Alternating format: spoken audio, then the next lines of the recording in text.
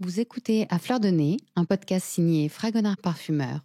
Je suis Charlotte Urbain et ensemble nous allons explorer les secrets de notre nez.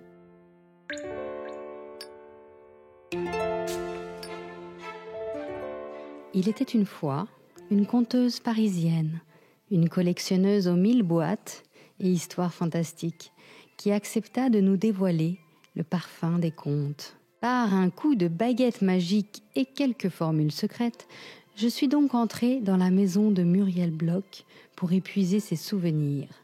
Un à un, nous avons tiré, ensemble, les fils des contes du monde entier qu'elle a collectionnés tout au long de sa carrière pour tisser notre fresque odorante.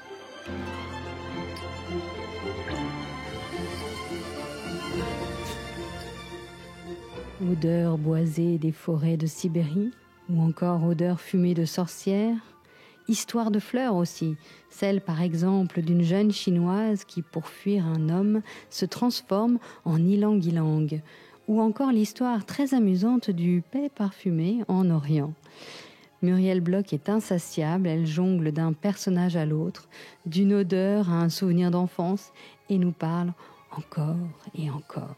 Pour ce 9e podcast à Fleur de Nez, j'ai choisi de vous embarquer dans un voyage fantastique, celui des odeurs et parfums dans l'univers féerique des contes de Muriel Bloch.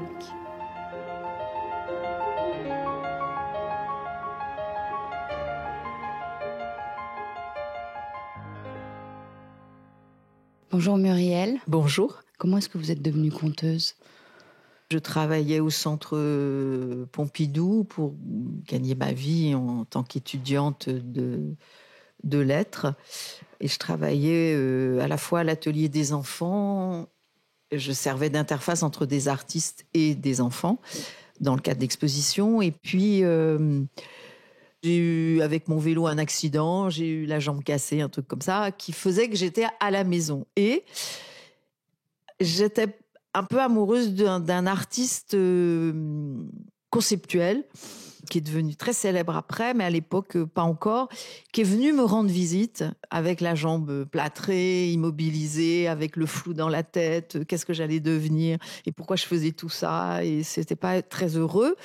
Et il m'a raconté un conte mathématique, donc conceptuel à sa façon, comme il faisait tout à fait dans l'esprit de son propre travail.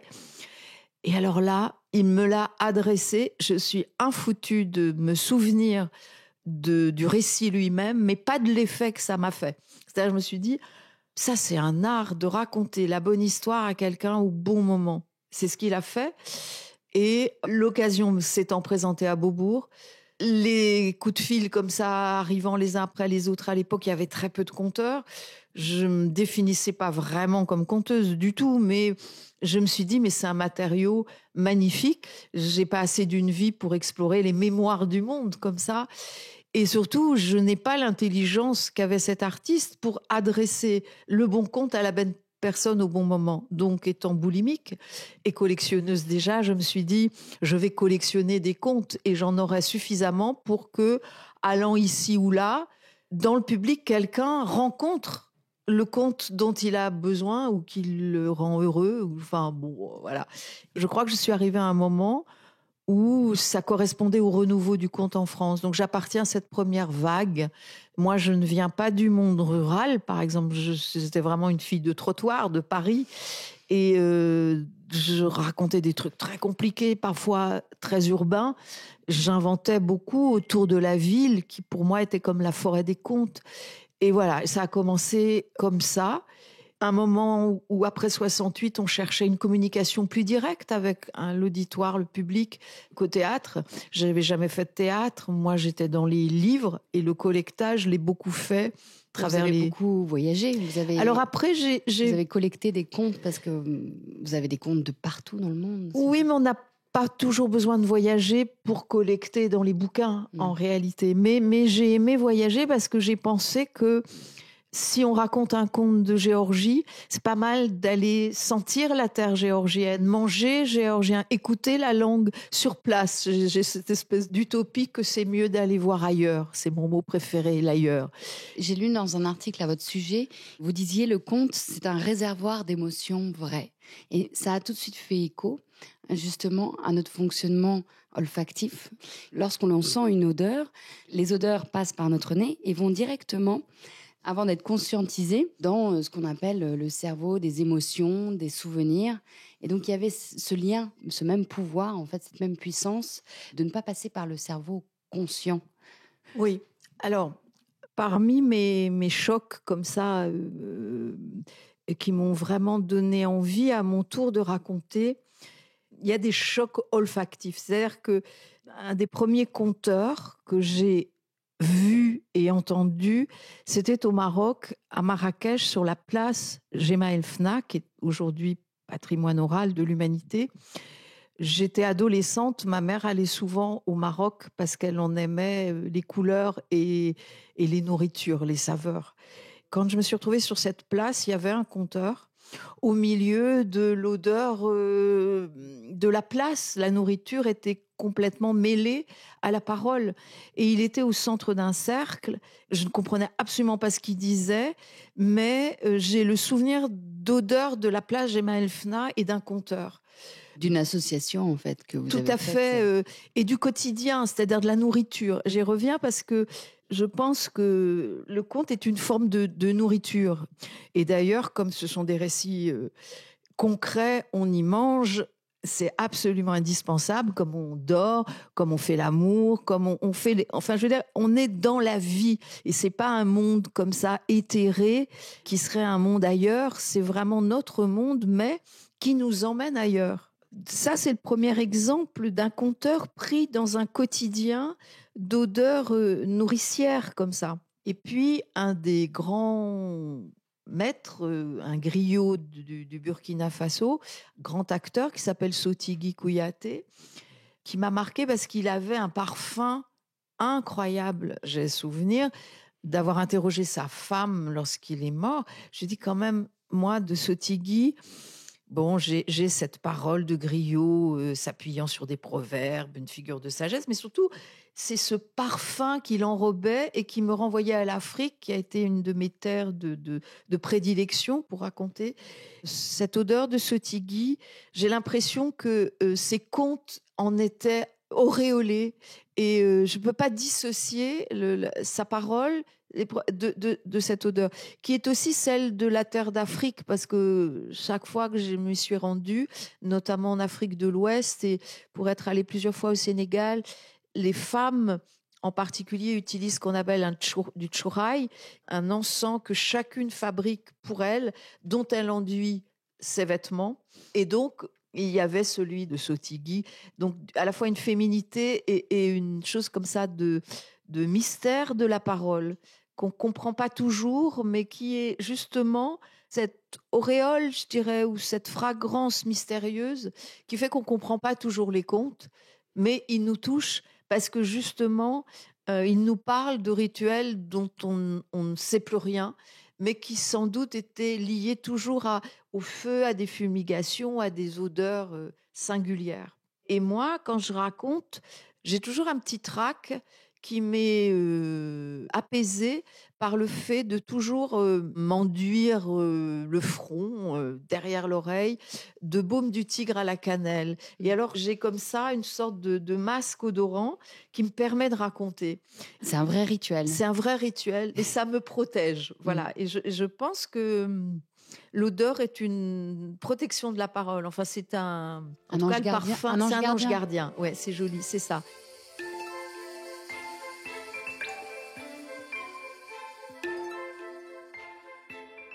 En ce qui concerne les contes, une odeur, un parfum, c'est extrêmement difficile à décrire. Et je pense que la formule des ogres, qui est tellement repérable, puisque les ogres ont une mauvaise vue, mais ils ont un odorat extrêmement développé, qui sentent la chair humaine à des kilomètres ou à proximité, et qui s'en réjouissent. Moi, ça me terrorisait, parce que les personnages de contes ne peuvent pas tout avoir. Donc, si on a un odorat très développé, comme ces figures cannibales, on voit moins bien. Il y a toujours un sens qui est plus développé que l'autre. Je pense que toutes ces sorcières si présentes, qu'on a tendance un peu à caricaturer, genre Halloween, les chapeaux pointus, turlututu et tout ça, ces femmes de grand savoir, elles tambouillent. Elles ont un savoir de la cuisine. Donc, ça sent, dans la maison de Baba Yaga, ça sent forcément le bois, puisque c'est une maison de bois à la lisière de la forêt.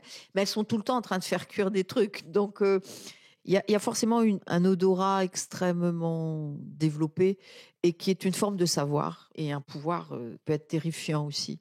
C'est comme si c'était inversé, c'est-à-dire que le parfumeur, pour retenir une odeur, il l'associe à un souvenir.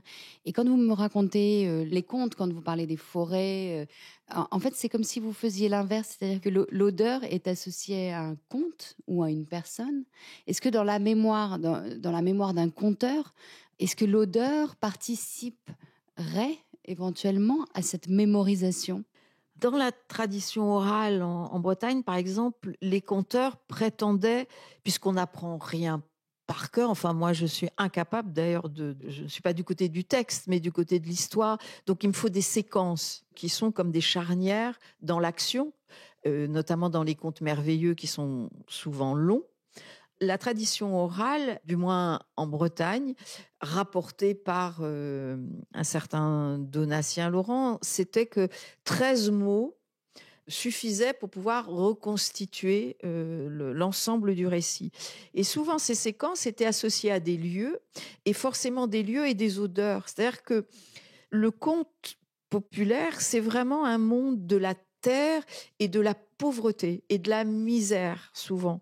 Donc les odeurs et puis celles de l'autre monde, je pense qu'il y a l'odeur de l'autre monde qui est sans doute celle de la mort. C'est une mauvaise odeur. En Afrique de l'Ouest, la hyène, qui est un animal charognard, et donc c'est très important de signifier qu'elle appartient à l'autre monde et donc qu'elle sent mauvais. Et comme elle sent mauvais, alors le conteur, pour la faire parler, prend une voix totalement nasale. Et on sait que c'est la hyène qui est là. Alors, je pense que les lieux tels qu'on les utilise pour mémoriser les séquences de l'aventure d'un héros, elles passent par les odeurs de ces lieux. Si la princesse est enfermée dans un palais pour longtemps ou dans sa tour, il y a quelque chose de l'humidité, de la pierre, de tout ce qui sent le renfermé, de quelque chose qui a besoin de l'air, quoi, pour respirer, justement. Moi, j'associe très souvent des lieux aux odeurs. Et quand je fais des ateliers pour aider des gens à raconter, souvent je leur dis, mais tu n'entends pas et tu ne sens pas l'endroit où tu es pour raconter l'histoire. Et alors, souvent, ça les met un peu en perplexité, oui. Ça les trouble un peu. Mais je dis, mais un conte, c'est fait de saveurs, justement. De bruit, de saveurs et d'odeurs que tu ne donnes pas à une princesse qu'on va rencontrer. Elle dégage une beauté qui est une beauté odorante, nécessairement parfumée, préparée. Si tu es dans un palais ou si tu es dans une masure de sorcière, c'est pas du tout les mêmes sensations olfactives. Et ça, il faut que tu fermes les yeux et que tu imagines ce que tu respires à cet endroit-là. Sans que les mots soient prononcés, c'est en nous que ces sensations doivent exister pour au mieux les faire partager à un auditoire qui se racontera lui-même son couloir, sa forêt, sa grotte. Voilà, c'est... Et justement, est-ce que en fonction des cultures, les odeurs sont plus ou moins présentes? Les contes, c'est de l'action et très peu de description et de psychologie. Donc c'est pour ça qu'il faut intégrer en soi les descriptions et éventuellement des éléments psychologiques pour raconter. Mais il faut que ça avance. C'est l'art du conteur. C'est vraiment voilà.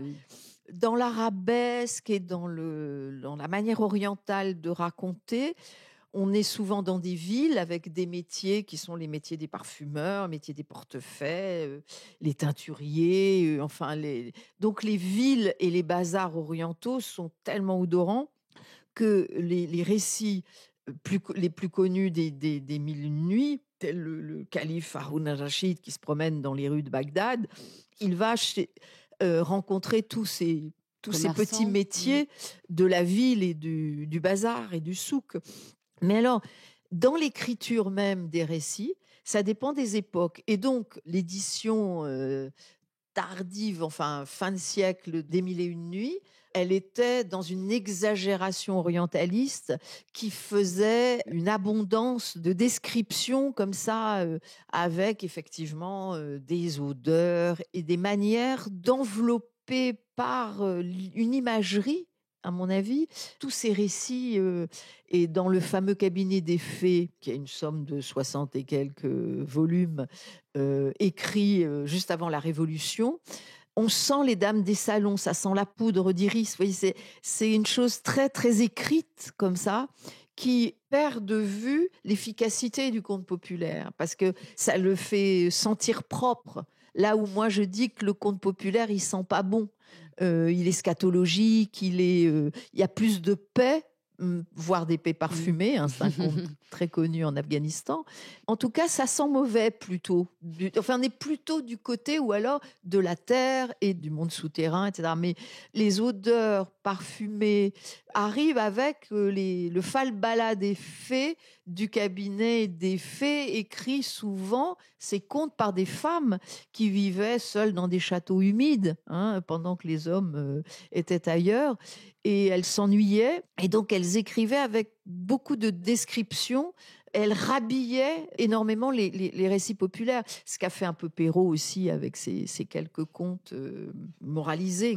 Mais quand même, si on pense à des héroïnes connues, je suppose que Peau d'âne, ça puait, quoi, la malheureuse avec sa... Voilà. Avec sa peau, oui. Vous voyez, c'est des Blanche-Neige dans son cercueil pendant un bon bout de temps, c'était pas... ça sentait pas la rose. Ça sentait peut-être pas la rose, même si... le conte a envie de nous faire croire oui, l'embaumement, comme ça, était peut-être pas très heureux. Suivant qui raconte. Alors, qui met l'accent sur quoi? Sans doute que ça allait de soi, que les personnages pouvaient être parfumés de telle ou telle façon. Dans les contes chinois, par exemple, justement de l'époque de Perrault, j'ai retrouvé des contes du fameux Poussongling, des chroniques étranges. Il y a des fragrances de lotus, par exemple. Enfin, suivant aussi les géographies, les parfums diffèrent. Je pense qu'il y a aussi une odeur du paradis, enfin de ce que les héros cherchent à gagner, un lieu idéal où l'odeur du paradis serait une odeur lavée de tous les tracas de la terre humaine, quoi. Enfin, de tous ces... C'est une odeur qui est décrite dans certains contes? Ou c'est votre idée à vous de penser qu'il y a une odeur du paradis? Ou c'est les héros des contes populaires qui cherchent... qui peuvent se raconter que c'est une odeur probablement faite de parfums capiteux et rares. L'odeur aussi peut être un talisman pour certains héros. Il y a un très très beau conte indien qui s'appelle The Flowering Tree. C'est une jeune fille qui a la capacité de se changer en arbre avec des feuilles et des fleurs inconnues qui sentent tellement bon qu'elle est amenée à vendre, comme elle est fille d'une pauvre femme qui élève comme elle peut 2 filles. L'une d'entre elles est capable, par ses prières, par un certain rituel, à se changer en arbre, un arbre avec des feuilles et des fleurs d'un parfum inconnu qu'elle va vendre au marché, et ce parfum est tel que bientôt ça arrive jusqu'aux narines du fils du roi qui veut l'épouser, sauf que il a vu ce prodige se réaliser, et donc l'idée d'épouser une femme capable de produire ces feuilles odorantes qui va leur servir qui va faire installer sur leur lit de noces, hein, et elle accepte de l'épouser à condition de rompre ce sortilège. Elle veut plus. puisque de toute façon, elle le faisait pour des raisons de survie économique. Donc maintenant qu'elle a épousé, bon. Mais ce secret, il veut être le seul à le partager. Elle connaîtra bien des misères après, avant de... C'est-à-dire que ces capacités-là, ces métamorphoses étonnantes, c'est de l'ordre du mystère, c'est de l'ordre d'un secret qui peut pas comme ça être divulgué. Le parfum revêt un caractère assez magique, non, dans Oui, tout à la fait. liturgie des contes. Ouais. Voilà. Ouais. Et ce flowering tree, cet arbre inconnu aux fleurs, au parfum extraordinaire, c'est un long conte merveilleux, mais cette image-là m'a toujours Frappé. frappée.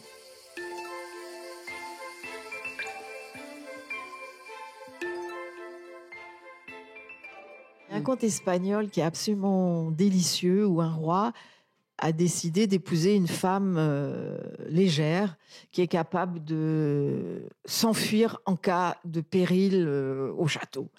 Le test proposé aux candidates, c'est un lit à baldaquin au-dessus duquel il y a une sorte de barre où on a fait déposer des pétales de rose. Et donc les jeunes candidates doivent sauter par-dessus le lit à baldaquin, au-dessus de la barre de fer où sont posés les pétales de rose. Et si un pétale, par malheur, tombe, elle est éliminée.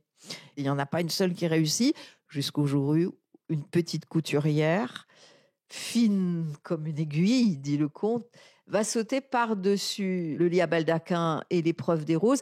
Il se trouve qu'au moment où il y a eu un pétale qui pourrait tomber, elle l'avale. Personne ne s'en est rendu compte, mais elle s'enfuit, ce qui était quand même le désir du roi d'être capable de s'enfuir, et elle disparaît. Et elle a avalé ce pétale de rose.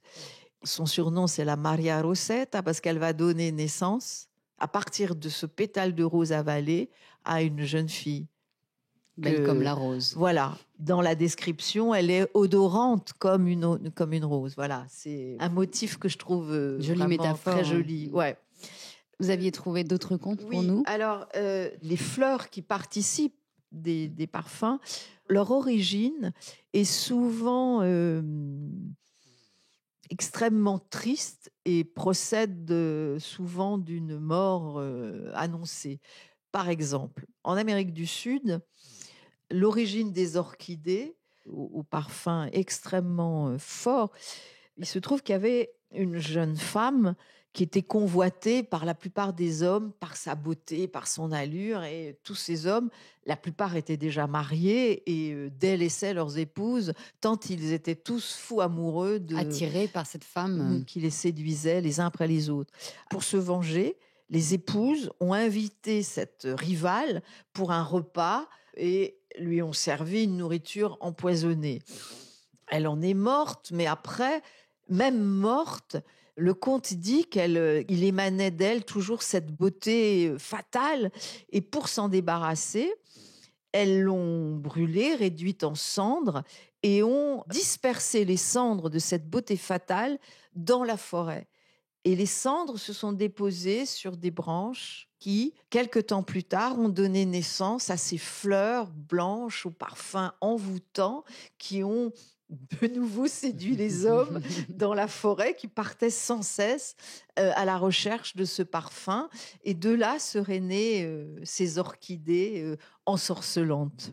Donc le parfum est lié aussi beaucoup à l'érotisme. À l'érotisme et au sacrifice de femmes, parce que la fleur ylang-ylang, qui est tellement utilisée en parfumerie, c'est une jeune fille qui était poursuivie par un jeune homme, et pour échapper à ses avances, au moment où il allait la saisir, probablement pour la violer ou en tout cas en faire ce qu'il voulait, elle s'est changée en fleur ylang-ylang. Et en souvenir de cette poursuite et de ce désir masculin de la posséder, les feuilles d'ylang-ylang auraient un peu la forme de mains d'homme, dit-on. En tout cas, c'est l'origine de la fleur ylang-ylang, une jeune fille qui, obligée, pour échapper aux avances répétées d'un jeune homme, se change. Et ce parfum et le reste de sa beauté. témoin de sa témoin beauté. de sa beauté, Donc le parfum et la beauté, quand même, ça, c'est très lié. dans les contes. Alors, je vous épargne peut-être tous les contes aux mauvaises odeurs, mais il y a un conte... Mais il y en a beaucoup, c'est ça? Vous parliez tout à l'heure d'un conte afghan, mauvaises odeurs. L'histoire du paix parfumé, c'est très drôle. Enfin, parce que péter en Orient, c'est vraiment la chose à ne pas faire. Enfin, c'est une honte pour le péteur. Donc, l'histoire rapidement racontée, c'est un type qui aurait pété en plein milieu, que tout le monde aurait ri et se serait moqué de lui. Donc, de honte, il se serait enfui, banni de sa ville natale, de ses proches. Et quand il revient bien des années après, il pense que tout cet incident est oublié. Et en réalité, quand il interroge les gens sur ce qui s'est passé pendant toutes ces années, eh bien, l'année où lui-même est parti a été qualifiée par les gens de la ville de l'année du paix parfumé. Donc, c'est une trace originelle, historique, que ce paix malencontreux est objet d'une honte terrifiante. Le conte autorisait à dire toutes ces choses-là. Et il y a un bouquin sur le folklore obscène des enfants qui a été repéré, où vraiment, alors là, les contes s'en donnent à cœur joie. Et le paix y est royal. Et l'odeur qui va avec. Bien sûr, parce que les odeurs sont rattachées aussi à notre animalité, Évidemment. à notre naturalité. Donc, forcément, elles peuvent être mauvaises, elles peuvent être dérangeantes. Oui, et l'expérience que font les héros dans les récits merveilleux de l'altérité, quand ils sont changés en ours, quand ils sont changés en bêtes, par exemple La Belle et la Bête, elle devait pas être tellement aguichante, cette bête. Or, on savait que la nuit, la bête était en réalité un jeune homme sous le coup d'un sort, mais la fille qui s'acoquine parce que son père aurait cueilli une rose appartenant au jardin de la bête. Enfin, et la fille doit racheter la faute du père. Elle accepte d'épouser la bête et en fond, elle est récompensée parce que la nuit, c'est un gars splendide qu'elle ne cesse d'admirer et elle finit par trahir son secret trop tôt sous la peau de bête. Et dans les versions populaires, en réalité, la bête meurt et la fille ne s'en remet jamais, parce qu'elle a connu les délices de l'amour nuitamment. Je crois que tous ces contes-là, entre animalité et humanité, s'accompagnent à la fois de l'acceptation du rejet, enfin les princes grenouilles et tout, il faut accepter tout ce qui nous dégoûte pour ensuite profiter justement de ce que j'appelais le paradis des sens, et notamment de tout ce qui peut accompagner les délices de l'amour. Mais il y a d'abord toujours l'épreuve de tout ce qui est repoussant, et accepter de manger des nourritures brûlées, de rencontrer des ogres. Et de passer par l'abject, par le repoussant, le dégoûtant, la mauvaise odeur, pour pouvoir accéder ensuite pour en apprécier encore mieux. Oui. Et on sait que c'est aussi les meilleurs parfums sont faits aussi avec des odeurs... un mélange d'odeurs enivrantes et d'odeurs repoussantes. Absolument. Et toujours cette idée pour moi que le récit est enrobé, embaumé nécessairement d'un souvenir olfactif. Souvenir olfactif. Dans les contes, il y a toute une rhétorique comme ça. Et dans les contes russes, que j'aime tant, on dit souvent à propos d'un personnage qu'une plume ne saurait dire, ne saurait décrire. Donc, à nous d'imaginer à quoi ressemble un tel. Et je pense que à propos des odeurs et des parfums, on pourrait absolument dire d'une odeur qu'aucune plume ne peut dire, ou d'un parfum qu'aucune plume ne peut dire ni décrire. Je crois que c'est la difficulté du conteur. Du conteur. Et j'avais tenté quand même un spectacle sur les parfums, et justement avec une chanteuse, parce que pour moi le chant et évidemment le parfum sont liés. Il se trouve qu'il y a des années, j'avais proposé un spectacle où la chanteuse, qui se trouvait ne pas avoir de nez. Elle était anosmique. Et moi, pour raconter des histoires d'odorat et de parfum. Et on avait été voir la maison, parce qu'on souhaitait inonder, c'était vraiment le verbe, inonder la salle justement de parfums. Je me souviens que j'avais récupéré un vieil encensoir que je faisais vraiment comme dans une église orthodoxe, la salle de spectacle. Comme ça, je passais avec mon encensoir. Mais la grosse difficulté, c'est qu'une fois un conte... Alors, j'avais raconté un conte d'un romantique allemand qui s'appelle Hoffmann. C'était l'histoire d'un nain qui enlevait les gamins.